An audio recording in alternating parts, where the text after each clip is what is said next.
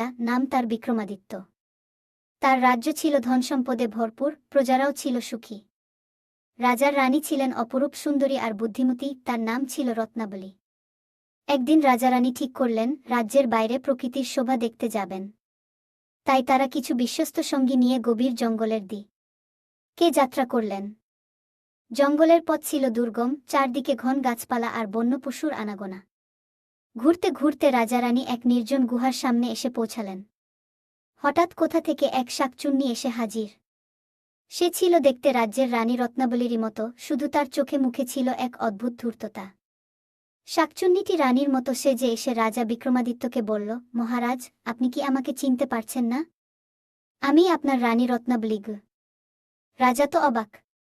তিনি নিজের চোখের উপর বিশ্বাস করতে পারছিলেন না। তিনি বললেন, তুমি কে? আমার রানী তো আমার পাশেই দাঁড়িয়ে আছেন। তখন শুরু হলো রাজা, আসল রানী রত্নাবলী আর ছদ্মবেশী শাকচুন্নির মধ্যে তুমুল তর্কাতর্কি।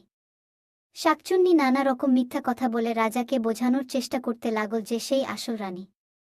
আসল রানী রত্নাবলীও নিজের পরিচয় দিতে লাগলেন, কিন্তু শাকচুন্নি এতটাই চালাক ছিল যে সে সব যুক্তি খণ্ডন করে দিচ্ছিল। পরিস্থিতি বেশ উত্তপ্ত হয়ে উঠল। ঠিক সেই সময় জঙ্গলের পথ ধরে যাচ্ছিলেন এক জ্ঞানী সাধু। তার অলৌকিক জ্ঞান আর বিচক্ষণতার কথা দূরদূরান্তে ছড়িয়েছিল। এই গোলমাল শুনে তিনি এগিয়ে এলেন। সাধু সব শুনে রাজা, আসল রানী এবং শাকচুন্নির দিকে তাকালেন। তিনি এক গভীর দীর্ঘশ্বাস ফেলে বললেন, তোমাদের বিবাদ মেটানোর ভার আমার। কিন্তু তার আগে আমাকে কিছু সময় দাও।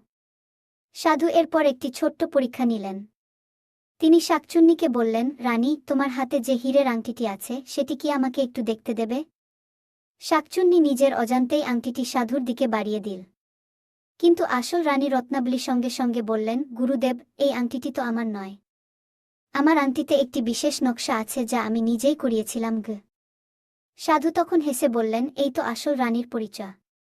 আসল রানী নিজের জিনিসপত্র সম্পর্কে সব সময় সচেতন থাকেন। কি তিনি শাকচুন্নির দিকে তাকিয়ে বললেন, তুমি যতই রানীর মতো সেজে এসো না কেন, তোমার অভিনয় ধরা পড়ে গেল। তুমি আসলে এক মায়াবিনী শাকচুন্নি। শাকচুন্নি তখন নিজের আসল রূপ ধারণ করে পালিয়ে গেল। রাজা বিক্রমাদিত্য সাধুর বিচক্ষণতার প্রশংসা করলেন এবং রানী রত্নাবলীকে জড়িয়ে ধরলেন।